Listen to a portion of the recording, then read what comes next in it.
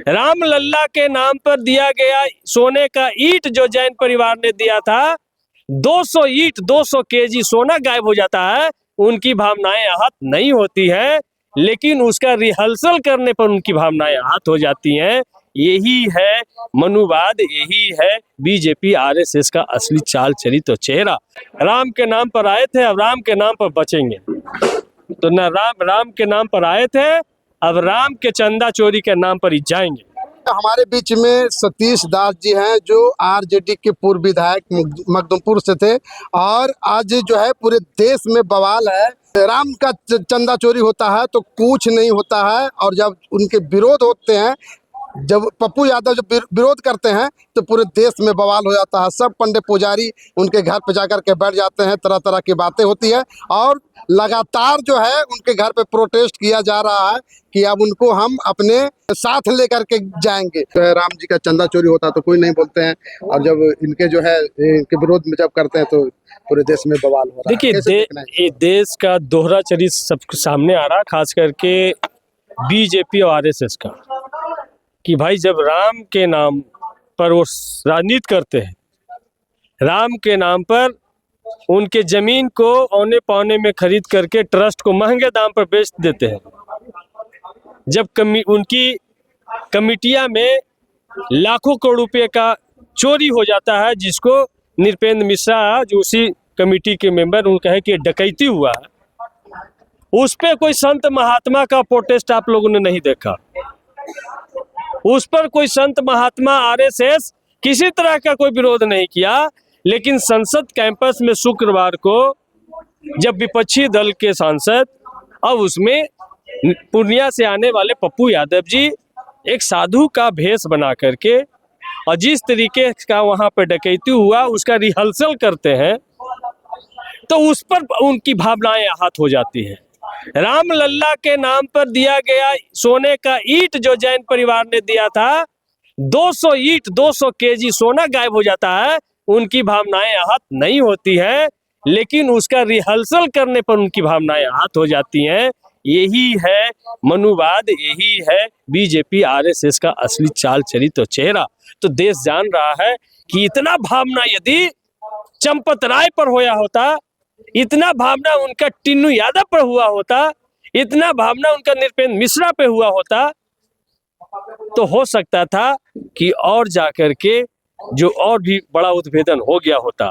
आप देख सकते हैं कि पहली घटना है राम मंदिर में कि एफआईआर नहीं होता है, एसआईटी पहले गठित किया जाता है। एसआईटी के जो अध्यक्ष बनाए जाते हैं उन पे पहले से ही 420 का मुकदमा है, और वो एसआईटी के अध्यक्ष बनाए जाते हैं, और उनके देख रेख में जांच होती है, और उसके बाद जब देश में हो हंगामा होता है उसके बाद एफआईआर होता है। एफआईआर में अभी चंपत राय का नाम क्यों नहीं है? नृपेंद्र मिश्रा क्यों बाहर है? चंपत राय क्यों बाहर है? तो ये चीजें साफ साफ दिखता है कि राम मंदिर का चोरी सिर्फ राम मंदिर की चोरी नहीं, इस सरकार के देख रेख में, बीजेपी आरएसएस के देख रेख में ये चोरी हुआ। वहां पर था कि भाई 24 लोग गिनती के लिए रखे गए, तो उनको देखने के लिए 12 लोग अलग से बहाल किए गए थे, और उन 12 लोग को भी निगरानी रखने के लिए 6 लोग अलग से बहाल किए गए थे, और उस पर ट्रस्ट पूरा निगरानी रखता था, सीसीटीवी कैमरा निगरानी रखता था।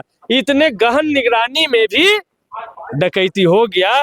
इस बात का रिहर्सल यदि पप्पू यादव विपक्षी सांसद करते हैं तो उन संतों के भावना आहत हो जाते हैं। जब शंकराचार्य का गिरवान पकड़ करके और रथ से फेंक दिया जाता है, तब संत समाज का भावना आहत नहीं होता है, क्योंकि वो शंकराचार्य मोदी के खिलाफ में बोल रहा था कि मोदी को प्राण प्रतिष्ठा करने का अधिकार नहीं है, ये शुभ मुहूर्त नहीं है।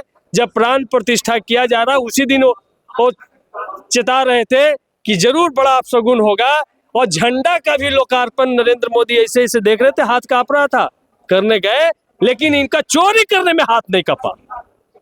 तो इसलिए इनका दोहरा चरित्र पूरी दुनिया के सामने में है, और संत समाज की भावना आज जंतर मंतर पर गए हैं। संत समाज उसमें से एक एजेंडा ये भी रखते कि भाई राम मंदिर में जो चोरी हुआ है वैसे चोरी करने वाले को फांसी दो और जितने लोग इसमें शामिल हो उसको सभी को जेल भेजो। ये भी तो एजेंडा रखते हैं। तो कह रहे हैं कि अपने लोग हैं, अपने लोग को क्या बोलना है? हाँ, अपने लोग को चोरी करने का अधिकार है। वाह रे वाह, ये कैसा न्याय है?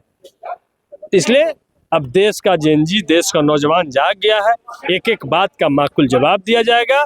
अब इनको लग रहा चारों तरफ से हम घिर गए हैं, तो अब हमको राम के नाम पर आए थे, अब राम के नाम पर बचेंगे।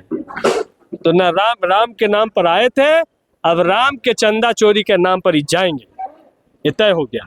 ये साधु महात्मा तो कह रहे हैं कि जो है ये हमारी धर्म के हाथ पर जो है ये बहुत बड़ा जो है कुठारघात किया है, इसलिए इसको सजा मिलनी चाहिए। अरे भाई, साधु महात्मा कौन उनको बनाया? कोई विश्वविद्यालय साधु महात्मा बनने का? साधु महात्मा का कोई विश्वविद्यालय जहां से डिग्री लिए हैं? इस सब का अगर बढ़िया से कुंडली खंगार दिया जाए ना, तो सब जेल में रहेंगे। सब आसाराम के शिष्य न है, राम रहीम के शिष्य न है?